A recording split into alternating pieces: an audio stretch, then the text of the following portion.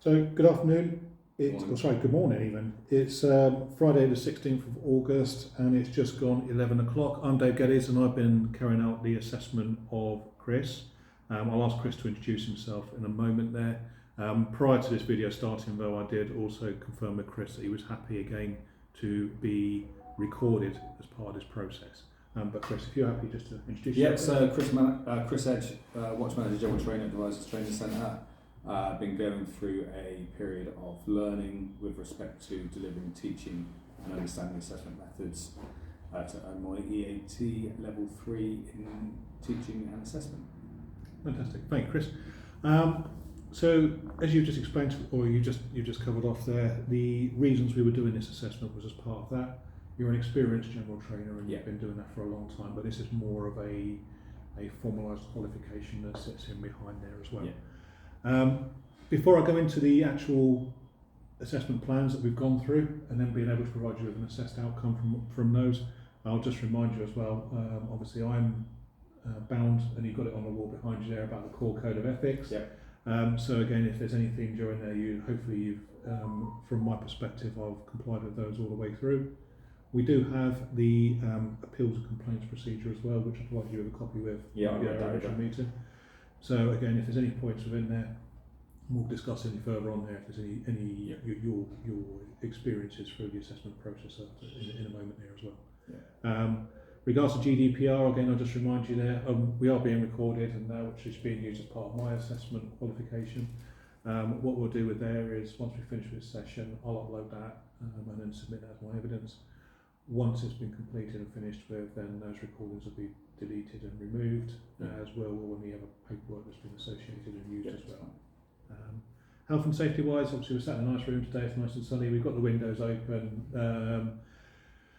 If at any point during this meeting that you do start to feel you need to stop or anything like that, then please say. But as far as anything else is, we're in a room, there's no requirements for doing anything physical within the room.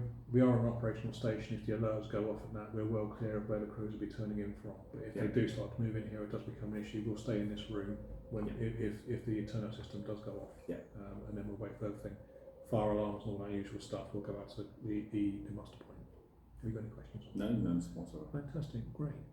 So I'll move on to the assessment process. As you quite rightly said, you've been doing the level 3 assessment award in teaching. And against some of the tasks there, how have you found that entire process? It's a 50-50 because I've been teaching for a while. Yes. So this is really formalising so I can teach and carry that qualification in case anything comes up at a later date. It's governance type stuff, but it's also giving me some foresight into what I've got to be doing, because I've got to review all the session plans for the basic skills stuff so I can go in and look at it from a different mindset. Yeah. So ultimately, when we go back to what did you want to achieve out of the course, what do you want to achieve out of the qualification at the end of it, it's underpinning of what you're currently doing. Better underpinning knowledge, but also making me a better trainer, assessor. Yeah. Which I think it has achieved, because now I'm looking at different areas and noticing learning styles as we went through the course of how in the last few courses that we delivered I've picked up on certain things and they fit into those learning styles. So not wanting to, but put labels onto people's actions and reactions during the courses. Yeah. So it's had some. There's positive uses that come out of it that you'll be able to take forward into further work and career work. Brilliant, thank you. Well, that's it's made the whole course worthwhile. Yes, it has. Yeah. It has. Good. So what we'll do is we'll go through the assessment plans, and you've had a copy of those previously, and we discussed those the other day, didn't we? About what we want to do, the assessment criteria, how we want to achieve it, how we're going to demonstrate achieving it, and then what that standard we need to work towards is. So we've covered all those bits off previously, and I've got the copy of the plans up here, which we'll go through there. So I'll just read through them now. And if I go to assessment plan CE-1, which we agreed the other day, and the first part that we looked at was Unit 301 Task A, and this is against the City and Guilds qualification. And that says to understand the teaching role and responsibilities in education and training, and it has 4 assessment criteria in there. The first one, and I'll see these down, was to explain the teaching role and responsibilities in education, including how it relates to the teaching and training cycle. Criterion B, which was explain how the teaching role involves working with other professionals, and that's more of an internal other professionals. Criterion C, explain the boundaries between the teaching role and other professionals, and it may include how you seek support from others, and that's more external people to the organisation. And then the last criterion point on there, which was D, which was about summarising the key aspects of legislation, regulatory requirements and the roles of the teacher. What you wanted to do, and again you've said about being an experienced trainer, is you wish to claim RPL or recognised prior learning from there. Do you want to explain what you were looking at doing? Yeah, so as part of the promotions process within Dorset Mutual Fire Rescue Service, we have to carry out key activities, and one of those was to complete a trainer assessor course, and that was, the course was built by Dorset Mutual and the RNLI together to use, so it was an adapted course from the RNLI. Dorset Mutual then adapted it for our work environment, and then that was all certified through Skills for Justice. Okay. So I got a certificate for that, which is able to be used in external areas, so I'm carrying that over. So I've forwarded you my workbook and certificate. Hopefully we can cross-map that across to what we need to cover. Absolutely. So I've had a chance to, and thank you for sending that across to me. So I've had a chance to look at the certificate, and I've had a chance to look at your workbook. On the certificate you provided to me, it has a number of criteria on the back of it as well, which has demonstrated what you've done. And within those, I've been able to cross-map those across to the 4 criteria that we got in there. Yeah. So the certificate that you've got, we've been able to move that across into recognised prior learning. So we're able to utilise that in that area there. What I will do though is ask you a quick question. So you've done the Level 3 Skills for Justice course, and you attended the teaching elements of the Unit 301. Or you attended the teaching unit for Unit 301. Within the City and Guilds course. What was your key? Did you identify any key learning differences between the key two? differences was that for the City and Guilds was a definite more structured and formalised approach. Obviously that's an industry standard, whereas the Trainer Assessor Level 3 was a bespoke course for us as managers within our service, for us to manage our training and delivery. So there's quite a lot of content difference, as in the City and Guilds was more towards the legislative side, but also focusing on certain areas more to do with learning needs and neurodiverse requirements, etc., etc. So it was a more formal approach to the delivery. But it's more to do with the awarding body as opposed to the content. Okay. The content was similar. It's just that it was over a longer time scale because there's more information given on the City and Guilds than there was on the SFJ course. Okay. Covered the same points, but it was in more detail. Okay.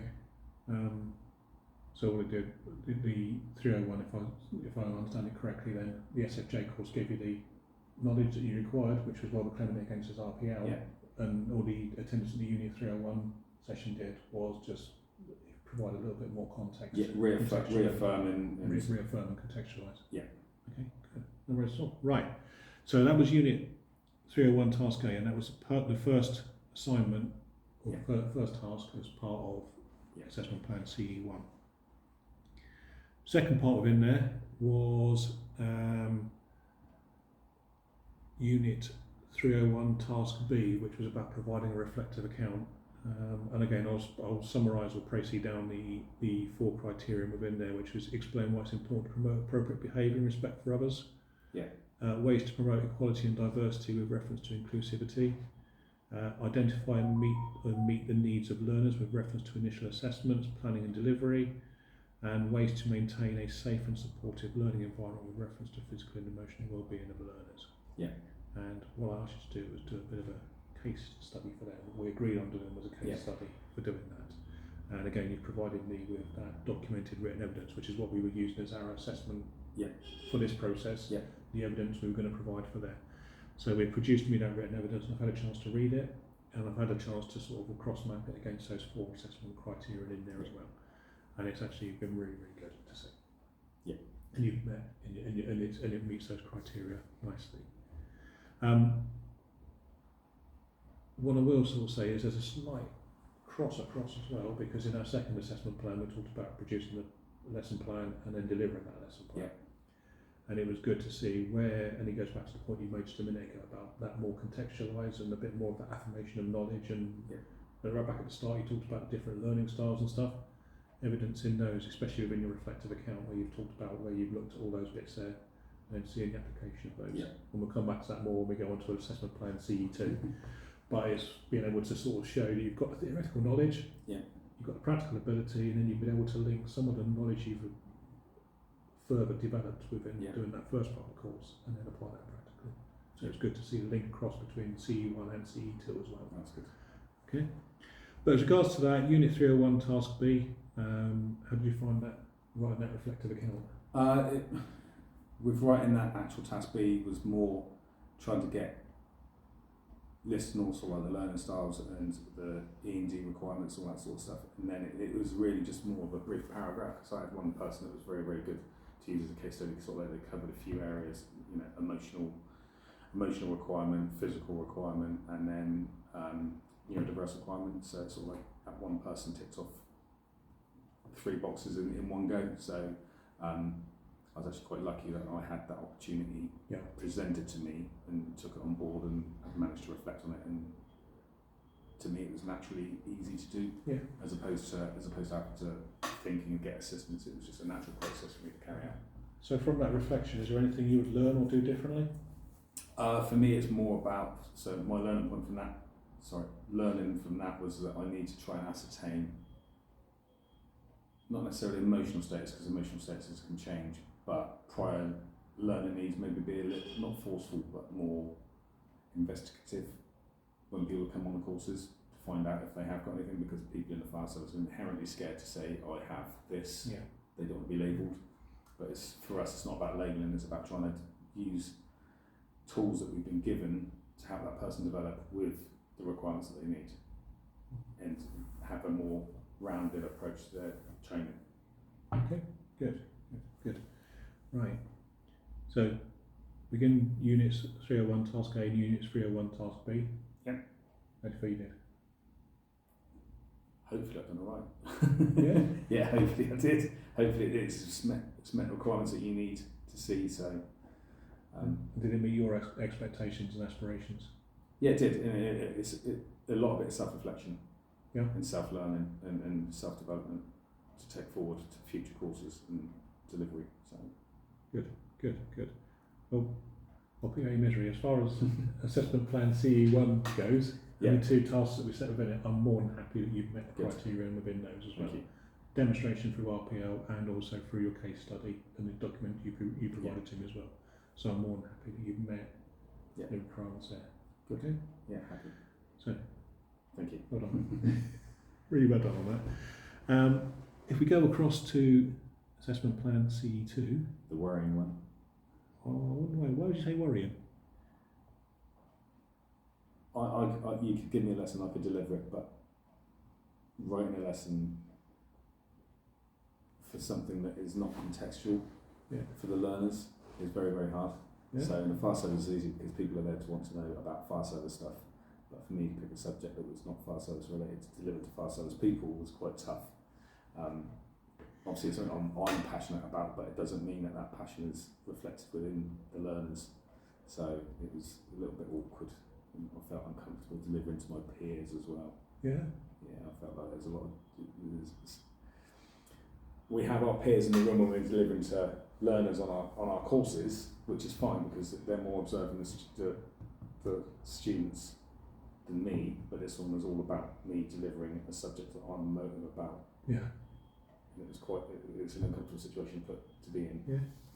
So when you were, I'll come back to that in a minute. Yeah. I'll come back to that in a minute because what we got is Unit 302 Task B, and again that had 3 criteria within it.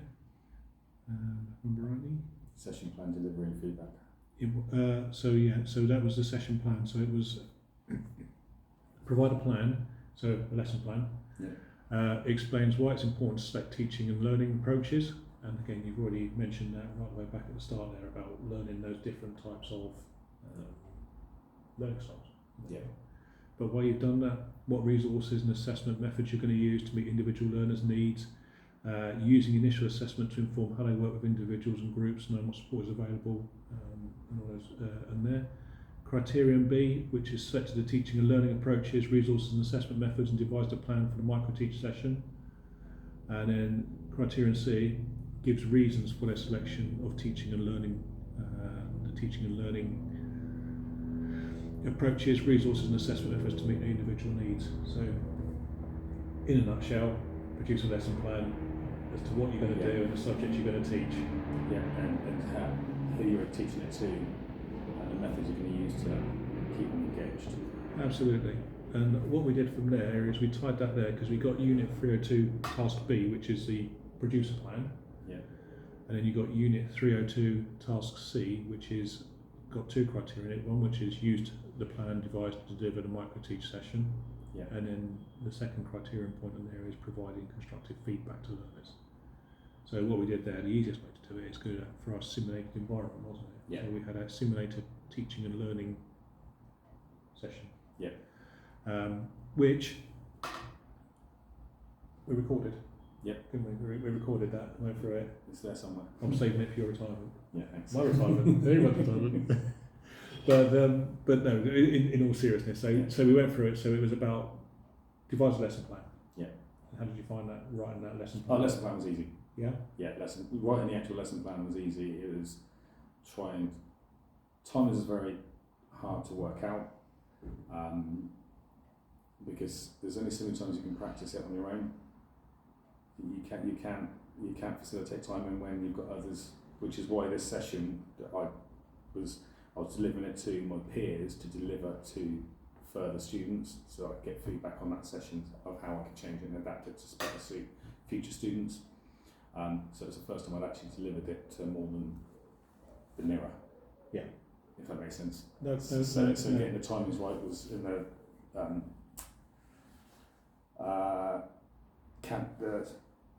involvement of the students in the practical session. It was all a process of trying to work out how long that would take and what I could do to even make it better or worse. Do you think you got it pretty close?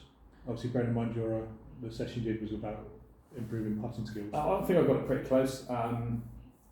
Luckily for me, there was someone that didn't know how to putt, that had never putted before, so that worked out all right. But I could have certain aspects I could have changed a little bit.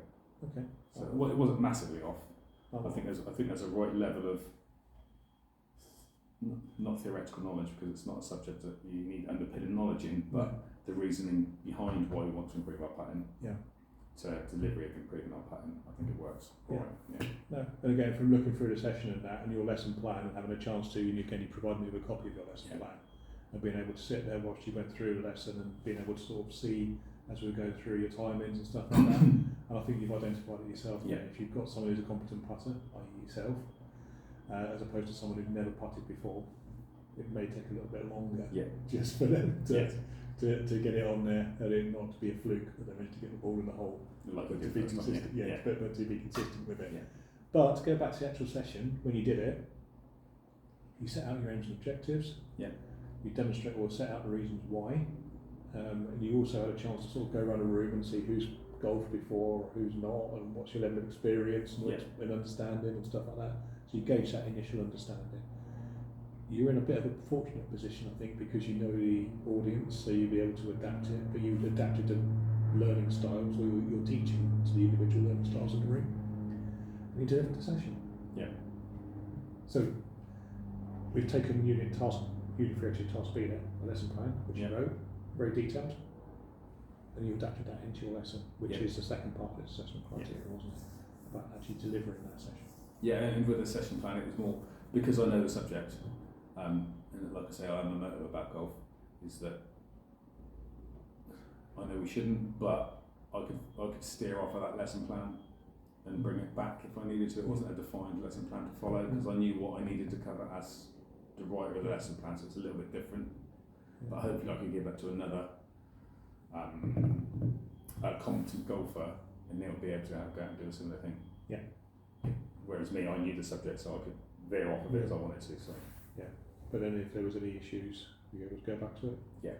So you can use it from there, wasn't it? And as we covered off on assessment plan CE-1 as well, where you talked about the roles and responsibilities of the teacher, and you claimed RPO, but in that reflective account afterwards. Yeah. When we've talked about it and you've identified yourself right back at the start of all of this about some of the learning you took from there as well, and it was good to see how you've adapted that and applied that within the sessions. Applied that within the session itself. I mean, I would have been totally messed up if everyone was left-handed. Yeah. For the practical session, because I didn't know left-hand cough. To be fair, with the group, I'm surprised none of them then said, "Oh, yeah, we're all left-handed." Yeah. Just for comedy value. I'm surprised they didn't. But if they had done that, how would you have adapted? I would have worked out a way around it. Somehow, I would have found something that would have been suitable to demonstrate that they could have used. I mean, I had a saucepan in the classroom, and that's neither handed. I could have used that. Yeah. Because it's all about the motion and not the club. Absolutely. So you could have still gone around it with your assessment plan sitting there, so that you can still, if to put it rightly, if the punch comes in, you can roll with it and then get cracked on for it. Yeah, good. Okay, that's good. And the last real part in there, which was obviously we talked about devising an assessment plan, which you've given me a copy of, which is really good, and I was able to sort of sit there as you gave your lesson as well and just watch as you were going through there. Yeah. Which was to actually deliver that, which was 302 task C, and then the last part there, which was the second criteria, which was about providing constructive feedback to learners.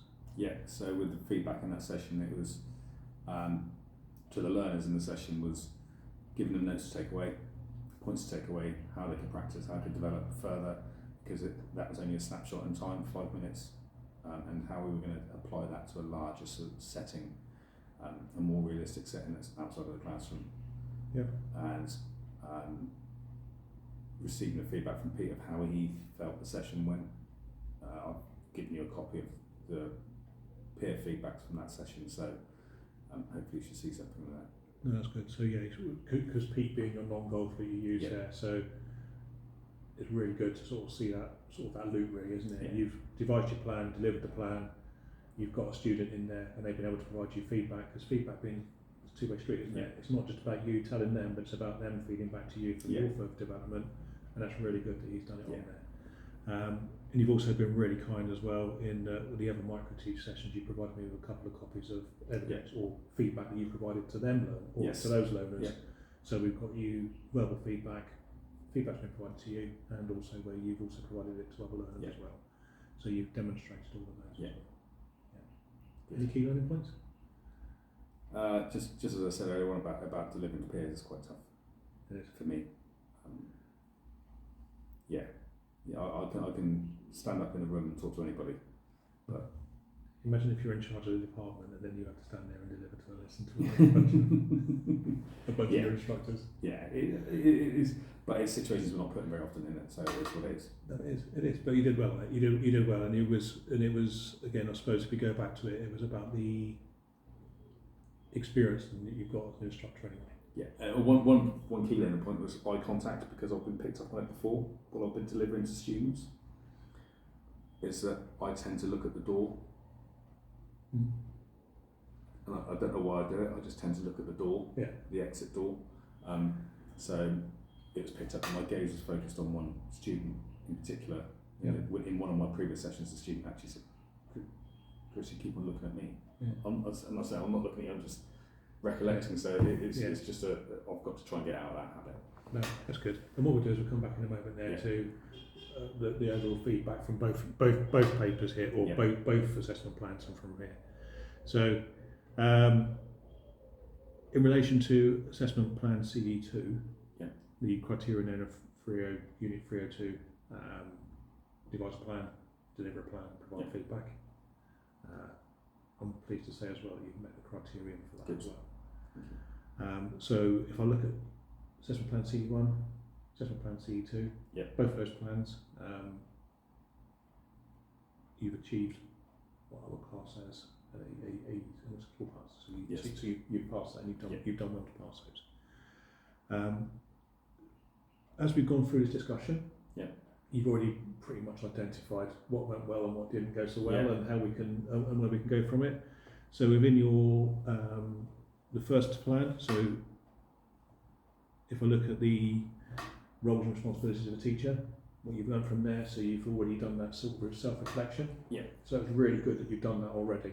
The SFJ course, the Skills for Justice course, the City and Guilds course, having a look at them, seeing where it is there, what was different, what I could learn from it, how I can adapt it and utilise it and improve it. Yeah. So that's really, really good that you've done that already, and it shows a lot of maturity within your role to be able to do that as well. The reflective account, how you've applied that as well, is good as well. You know, that's good, and then it's actually being able to see you doing that within the workplace as well. The plan, devising the plan, it's a subject that's outside of your comfort zone. Can you apply those skills, the role of a teacher, and the abilities of those into a almost like an alien environment to a bunch of people that are probably going to be the most challenging students you'll get. Yes. Can you devise a plan that's going to do that? That's going to engage and motivate and inspire people to want to go off and practice planning or improve it, or at least understand by the end of it what they've achieved off the back of that. And you did that as well.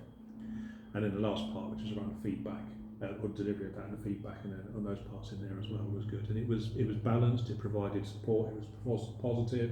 It identified a couple of areas for improvement, and that's both within the verbal when you gave them feedback through the course, and that positive affirmation as you were going through, but also within the written side of it as well when you provided feedback to your peers on their sessions. Areas for improvement and development, probably would go back to more the theory side of it. Having read that, that was good. So there's a few bits in there, possibly on the task B, just about expanding it a bit more and providing a little bit more contextualised into it. And then I would always ask you to go and reflect on a lot more, because that was quite a challenging sort of scenario that was there, but continue to reflect and learn in there as well. Because there's a couple of bits in there that you possibly could have done a little bit better, or applied a little bit more depth and evidence towards. With regards to a plan, there's no real issues with the plan there, and there's no real learning points from there. It was more about practical delivery, and I think you've already picked up on those, haven't you? One was about the eye contact, and then your self-reflection on that, identified that as well. There was also a bit about the timings And student participation. and because it went on to it, because again, when we explored that a little bit earlier, didn't we, about the timings. When you're practicing it, you're a competent putter and golfer and you're good at it, so you can sort of do it quite quickly. But if you've got someone who has to be shown how to stand and hold a club, that's additional time you put into your plan. So it's just about making sure you factor in student and their abilities as opposed to yours. And then when you go into the room as well, and I think that probably impacted a little bit, because it would have been good to engage and use all the students in the room as opposed to a couple, but because you've had to then adapt your plan, you can only use a couple, which then potentially you may have in a different environment lost a couple of students at that point there who were keen to get up but wanted to see others do it before they went. So that's almost like a reflector type of people, isn't it? Seeing other people do it before they ever go. However, on the grand scheme of things, one development points. They're not anything that would stand there and say, actually, you haven't got the skills, competence, you've not demonstrated the theoretical knowledge or the practical ability to undertake this role. So I'm more than happy. Really, really happy with what you've done, what you presented, and how you demonstrated it over through this assessment process. So it leaves it for me to say thank you, congratulations, thank you very much. Have you got any questions? No, not whatsoever. Really, it's all straightforward. Are you happy with the assessment outcome? Yes, I am. Yeah. Is there anything that, as we move forward, you think you could do or need to go forward, picking up on those sort of areas of development? Maybe just further down the line, you just sit on another session with me just to see if I have developed a little bit. More than happy to. More than happy to sit on another session, and then we can almost provide it. This is a summative feedback on what you've done now. But as we go forward, we can always build in those CPD events, which is always quite good to do, isn't it? It's that CPD and that peer review process. As we go forward. No, more than happy to do that. Good stuff. Thank you. Okay. In that case, Chris, if you've got nothing else to say, again, I will thank you, congratulate you, thank you, and end the recording there.